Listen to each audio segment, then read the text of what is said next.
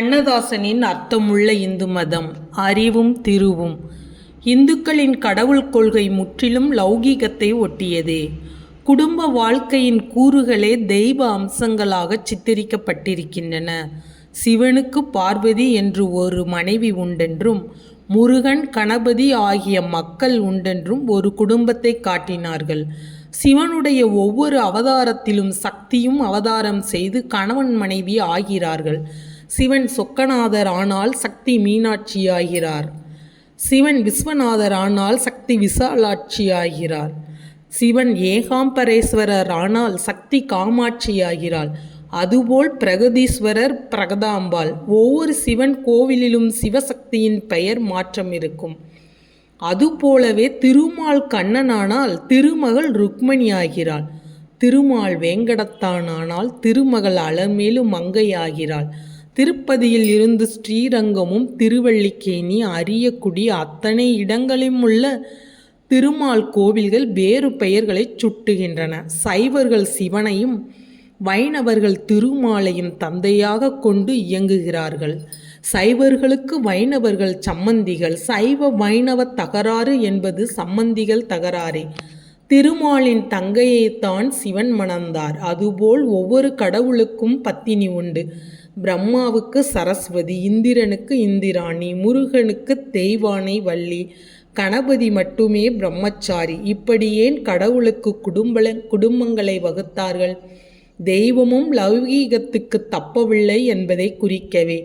இந்து மதம் என்பது லௌகீகத்தையே முதற்படியாக கருதுகிறது. துறவு என்பது இரண்டாம் பட்சமே. குடும்பங்களில் கணவன் மனைவி தகராறு வருவது போல் சிவனுக்கும் சக்திக்கும் தகராறு வந்ததாக கதைகள் உண்டு. மனித குடும்பங்களில் என்னென்ன காரணங்களுக்காக தகராறு வருமோ அதே காரணங்களுக்காகத்தான் கடவுள் குடும்பங்களிலும் தகராறு வந்திருக்கிறது.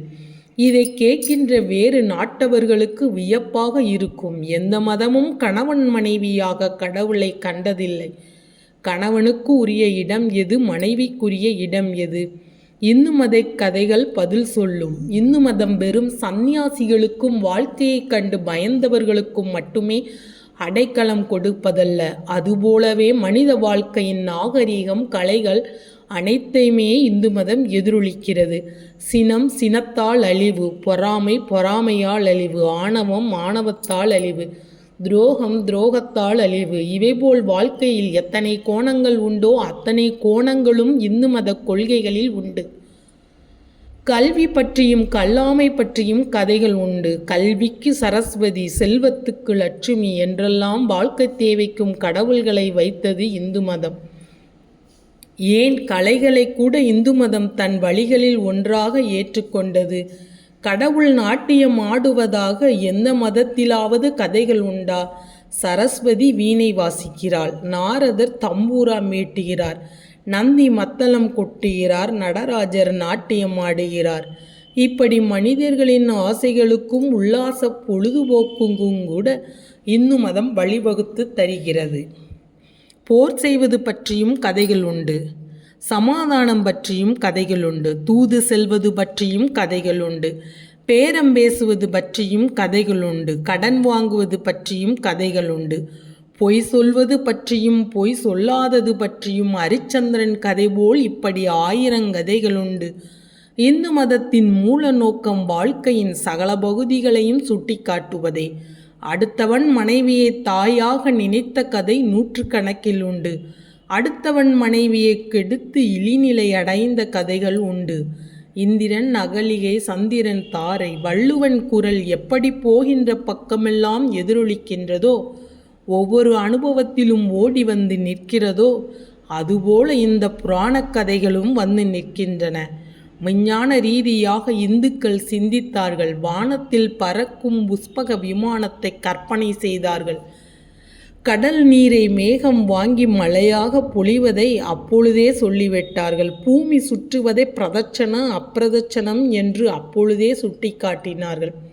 சந்திர கிரகணத்தை தத்துவமாய் சொன்னார்கள். நட்சத்திரங்களின் நடமாட்டத்தை விரிவாக எழுதி வைத்தார்கள். சந்திர மண்டலம் பூமியிலிருந்து எவ்வளவு தூரத்தில் இருக்கிறது என்பதையும், செவ்வாய் கிரகம் அதைவிட தூரம் என்பதையும் அப்பொழுதே சொல்லிவிட்டார்கள். இந்துக்களின் விஞ்ஞான அறிவை விரிவாக 1000 பக்கங்களிலே எழுதலாம். மகாபாரதத்திலும் இராமாயணத்திலும் வரும் அஸ்திரங்களின் வகைகளை படிக்கும்போது அவற்றை பார்த்துதான் குண்டு செய்யவே மேலை நாடு கற்றுக்கொண்டதோ என்று நினைக்க தோன்றுகிறது. தஞ்சை சரஸ்வதி மகாலில் இருந்து ஏராளமான ஏடுகளை இங்கிலாந்துக்கு கொண்டு போயிருக்கிறார்கள். விஞ்ஞானத்தில் பல துறைகளை அவற்றிலிருந்தே கண்டுபிடித்ததாக ஒரு ஆங்கிலேயர் எழுதிய கட்டுரையை 18 ஆண்டுகளுக்கு முன் ஒரு மொழிபெயர்ப்பில் நான் படித்தேன். பல நூற்றாண்டுகளாக மனித வாழ்க்கையின் சகல கோணங்களையும் விஞ்ஞான ரீதியாக இந்துக்கள் கூறி வைத்திருக்கிறார்கள். நீருக்கு ஒரு கடவுள் வருணன், நெருப்புக்கு ஒரு கடவுள் அக்கினி, காற்றுக்கு ஒரு கடவுள் வாயு, வெளிச்சத்துக்கு ஒரு கடவுள் சூரியன். இந்து மதத்தின் ஆரம்ப காலத்தில் சூரிய வணக்கமே தெய்வ வணக்கமாக இருந்து வந்திருக்கிறது. காலங்களில் அது வளர்ந்து ஒவ்வொரு துறையாக கண்டுபிடிக்கப்பட்டிருக்கிறது. ஒவ்வொரு அனுபவத்தின் மீதும் புதிய புதிய தத்துவங்கள் தோன்றியிருக்கின்றன. இது நீண்ட கால மதமாகையால் ஆண்டுக்காண்டு பக்குவப்பட்டு இன்று தலைத்து குலுங்கி நிற்கிறது. ஆராய்ந்து பார்த்தால் இந்துக்களின் ஒவ்வொரு பண்டிகைக்கும் ஒரு அர்த்தம் இருக்கிறது. இப்போது நாம் சரஸ்வதி பூஜையையும் ஆயுத பூஜையையும் கொண்டாடுகிறோம். சரஸ்வதியையும் மகாலட்சுமியையும் வணங்கினோம். அதாவது அறிவையும் செல்வத்தையும் வணங்கினோம். வாழ்க்கை என்பது என்ன? அறிவும் செல்வமும் தான். அறிவுக்கு தலைவியான சரஸ்வதி யார்? அவளுக்கு கலைமகள் வாணி, சரஸ்வதி என்ற பெயர்களும் உண்டு. திருப்பார்கடலில் தேவர்கள் அமுதம் கடைந்த போது அதில் உண்டானவள் சரஸ்வதி என்பது ஐதீக கதை. அவள் கல்வி கலைக்கு மட்டுமே தலைவி. அமிர்தம் கடைந்த போது அவள் உருவானாள் என்று ஏன் குறிப்பிட்டார்கள்? உள்ளத்தை அறிவால் தோண்டி எடுக்கும் போது வாழ்க்கை ஒளியடைகிறது என்பதாம். கலைக்கு முக்கியம் தெய்வத்தை வணங்கி தொடங்குவது. அதுவே கலைமகளில் கையில் உள்ள ஜபமாலை. அவள் ஒரு கையில் ஏடு வைத்திருக்கிறாள், அது கல்வி வடிவம். கையில் உள்ள வீணை நாத வடிவம். அவளுக்கு வெள்ளை உடை, அமர்ந்திருப்பது வெள்ளைத்தாமரை மீது. வெள்ளை உள்ளமே கல்வியும் கலையும் வளர்வதற்கும் முக்கியம் என்று அவை குறிக்கின்றன. கயவனுக்கும் திருடனுக்கும் கல்வி வராது, கலையுணர்ச்சி இருக்காது. அதுபோலவே திருமகள் வடிவம். கல்வி மட்டும் போதாது, வாழ்க்கைக்கு பொருளும் வேண்டும் என்பதை குறிக்கவே திருமகள் வடிவம். பூமியில் வாழும் உயிர்களுக்கெல்லாம் திருமால் வடிவம் கூறப்பட்டிருக்கிறது. அந்த உயிர்களுக்கு செல்வம் வழங்குபவள் திருமாலின் மனைவியான திருமகள். பொதுவில் மனித வாழ்க்கையின் குறிக்கோளை இந்து மதமே பூர்த்தி செய்கிறது. அதன் தத்துவங்கள் கல்வெட்டுக்கள். அறிவுடையோர் அதனை மதிப்பர், திருவுடையோர் அதற்கு நன்றி கூறுவர்.